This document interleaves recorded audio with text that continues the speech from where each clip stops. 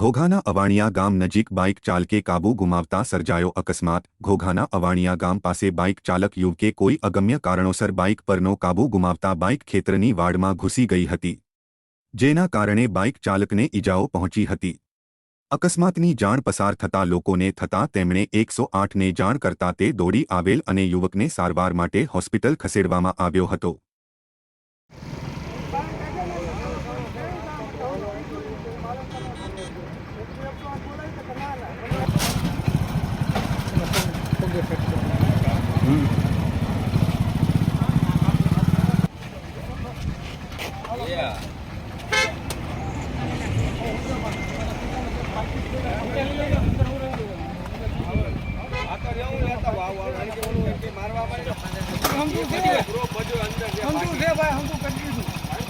ભાઈ